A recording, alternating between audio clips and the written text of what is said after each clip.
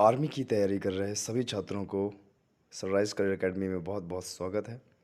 मैं सबका तहे दिल से बहुत बहुत स्वागत करता हूं। तो आज से हमारी ऑनलाइन क्लासेस इंडियन आर्मी की nursing assistant special online classes start होंगी और सबसे पहला हमारा जो चैप्टर होगा वो होगा कोशिका क्लास। इससे पहले 2-3 लेक्चर हमारे आए थे, लेकिन आज से हमारे जो लेक्चर हैं वो कंटिन्यू हो जाएंगे। रोज़ हमारा एक लेक्चर आएगा Indian army nursing assistant special online classes के लिए। इससे पहले मैं आपको बताने देना चाहता हूं कि 2019 और 2020 के बैच में सर्वाधिक सिलेक्शन देने वाली academy sunrise career academy Chitrakoot की नंबर 1 एकेडमी बन चुकी है। तो चलिए क्लास अब स्टार्ट करते हैं आगे। सबसे पहले हम पढ़ेंगे कोशिका।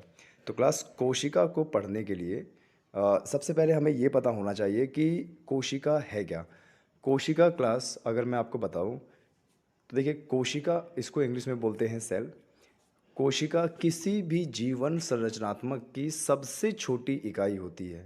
इसको अगर हम नॉर्मल वे में देखें तो जो कोशिका होती है, एक पूरा शरीर, एक पूरा का पूरा शरीर, इतना बड़ा शरीर, चाहे छोटा शरीर हो चाहे बड़ा शरीर हो, वो जो सबसे छोटी इकाई से बना होता है उसी को हम बोलते हैं कोशिका। जैसे अब हमारा जो शरीर है वो किससे बना हुआ है? अंगों से बना हुआ है, हड्डियों से बना हुआ है, ऊतक से बना हुआ है। तो हमारे शरीर की जो सबसे छोटी इकाई होगी वो होगी कोशिका। तो यहाँ पर अगर वैज्ञानिक भाषा में देखा जाए इसको, तो कोशिका जीवन संरचना की सबसे छोटी इकाई है। अगर हम इसका कैटेगरी देखें तो सबसे छोटी कैटेगरी होती है कोशिका। कई सारी कोशिका मिलके बनाती हैं ऊतक, जिसे हम टिश्यू बोलते हैं, और कई सारे ऊतक मिलके बनाते हैं अंग, और कई सारे अंग मिलकर बनाते हैं एक पूरे शरीर का निर्माण करते हैं। जैसे हमने देखा है कि हमारा जो पूरा शरीर है वो कई सारे अंगों से बना हुआ है। जैसे अगर हम अपने आंतरिक संरचना की बात करें तो देखो, किडनी भी हैं, फेफड़े भी हैं, हृदय भी है, यकृत भी है, हड्डियाँ भी हैं, और कई सारी धमनियाँ भी हैं। तो ये सब बना हुआ है हमारा ऊतक से, ठीक है। और यहाँ से इस स्लाइड से आपको पता चलने वाला है कि इस नर्सिंग असिस्टेंट के एग्ज़ाम के लिए सबसे पहले चैप्टर में हम क्या पढ़ेंगे। तो क्लास में आपको एक बार इस ऑनलाइन क्लासेस का ब्यौरा दे देना चाहता हूँ कि बायोलॉजी में हम पढ़ेंगे क्या आखिर। तो इसमें आपको देखने को मिल पा रहा है कि सबसे पहले हम कोशिका की खोज, कोशिका के प्रकार, एक कोशिकीय व बहुकोशिकीय जीव, प्रोकैरियोटिक कोशिकाएं तथा यूकैरियोटिक कोशिकाएं, कोशिका की संरचना, प्लाज्मा झिल्ली अथवा कोशिका झिल्ली, कोशिका भित्ति, केंद्रक, कोशिका द्रव्य, कोशिका अंगक, अंतर्द्रव्य द्रव्य जालिका, गोल्जी उपकरण, लाइसोसोम, माइटोकॉन्ड्रिया, प्लास्टिड और रसधनिया। तो ठीक है क्लास, अब आगे बढ़ते हैं। सबसे पहले हम ये जानेंगे कि कोशिका की खोज किसने की। क्लास बहुत बहुत बार बार पूछे जाने वाला ये क्वेश्चन है और इसको हमें बहुत बढ़िया तरीके से देखना है। एक तरीके से यूँ मान के चलिए कि अगर आर्मी का पेपर हम देखें तो बहुत ज़्यादा आसान भी होता है, लेकिन अगर हम अध्ययन नहीं करेंगे तो ये बहुत ज़्यादा टफ भी होता है। अच्छा क्लास, अगर नर्सिंग असिस्टेंट की बात आई है तो मैं आपको बता दूं कि सनराइज़ करियर एकेडमी ने सर्वाधिक नर्सिंग असिस्टेंट में 2019 और 2020 के बैच में सिलेक्शन दिया है। तो चलिए क्लास आगे बढ़ते हैं। सभी जीव सूक्ष्म कोशिकाओं के बने होते हैं जिन्हें कोशिका कहते हैं। सूक्ष्म, देखिए यहाँ पे नाम क्या आया है, सूक्ष्म। सूक्ष्म का मतलब कि वह छोटा सा छोटा कण जिससे पूरा शरीर बना होता है। तो यहाँ पर हम कोशिका की बात कर रहे हैं, तो कोशिका किसी भी जीवन का, किसी भी जीव का सबसे छोटा सूक्ष्म कण होता है, एक तरीके से कोशिका, जिन्हें कोशिका कहते हैं। सभी जीवों की संरचना व कार्यात्मक इकाई कोशिका की है। अब देखिए, इसने बोला है सभी जीवों की संरचनात्मक व कार्यात्मक। कार्यात्मक का मतलब क्या होता है कि कार्य करना, ठीक है। अब कार्य कार्य करना मतलब, अब जैसे हम अपने अपने ही बॉडी की बात करें तो जो हमारा कार्यात्मक इकाई है, इंटरनल हमारे बॉडी के अंदर जो कार्य कर रहे हैं वो क्या है? अंग हैं, फेफड़े हैं, यकृत है, हृदय है, किडनियाँ हैं और धमनियाँ हैं, ब्लड है। तो ये सभी सभी किससे बने हुए हैं? इनकी सबसे छोटी इकाई है कोशिका। ठीक है क्लास, ध्यान देना है आपको, ठीक है, जो इंटरनली काम करते रहते हैं। आगे अगर हम पढ़ें तो सन 1665 में रॉबर्ट हुक ने कोशिका की खोज की थी। अच्छा, ये काफ़ी बार इंडियन आर्मी के नर्सिंग असिस्टेंट में ये पेपर में आया हुआ है। तो क्लास, ये जो रॉबर्ट हुक नाम है ये आपको रट सा लेना है। 1665 में रॉबर्ट हुक ने स्वनिर्मित सूक्ष्मदर्शी से कॉर्क कोशिका की पतली काट में अनेक छोटे छोटे प्रकोष्ठ देखा जिससे कोशिका कहा। अब देखिए क्लास, इसी में हमारे बहुत सारे 3 से 4 क्वेश्चन बन गए कि सेल की खोज कब हुई? 1665 में। सेल की खोज किसने किया? रॉबर्ट हुक ने।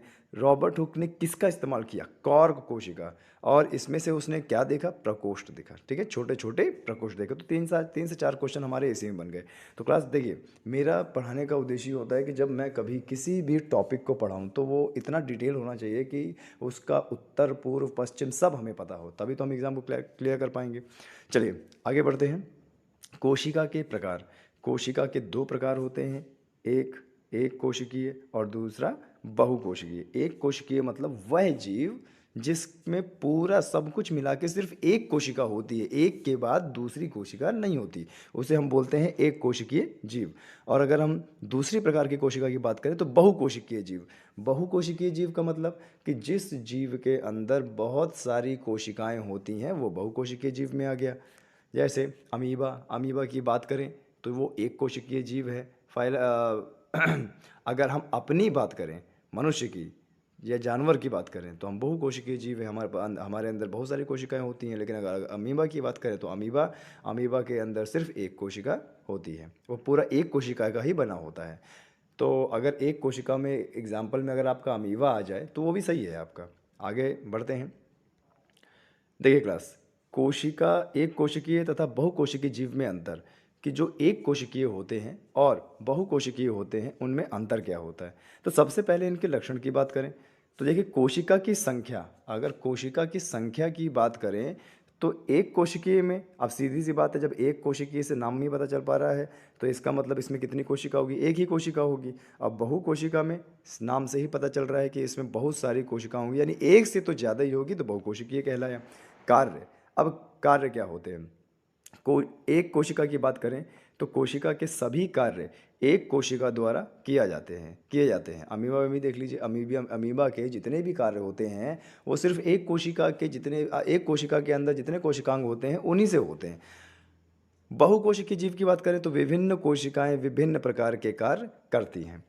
कार्य का विभाजन अगर करें तो एक कोशिकीय में कार्य का विभाजन नहीं होता, जबकि बहुकोशिकीय में कार्य का विभाजन होता है। अब देखिए, अब हम अपने ही बॉडी के अंदर देखें तो हमारे हृदय का कुछ और काम है, हमारे फेफड़े का कुछ और काम है, हमारे यकृत का कुछ और काम है, किडनियों का कुछ और काम है, मस्तिष्क का कुछ और काम है। तो ये सब बहुकोशिकीय में पाया जाता है। जनन की बात करें तो इनका जो जनन होता है, जनन एकल कोशिका द्वारा होता है। और वहीं अगर हम बहुकोशिकीय बात करें तो विशेष कोशिकाएं जनन में भाग लेती हैं। ठीक है, अब जैसे देखिए, मेल रिप्रोडक्टिव सिस्टम होता है तो उसमें अलग तरह की कोशिका काम करती है, जिसको हम स्पर्म बोलते हैं।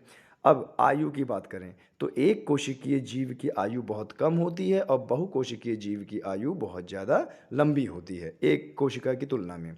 आगे बढ़ते हैं।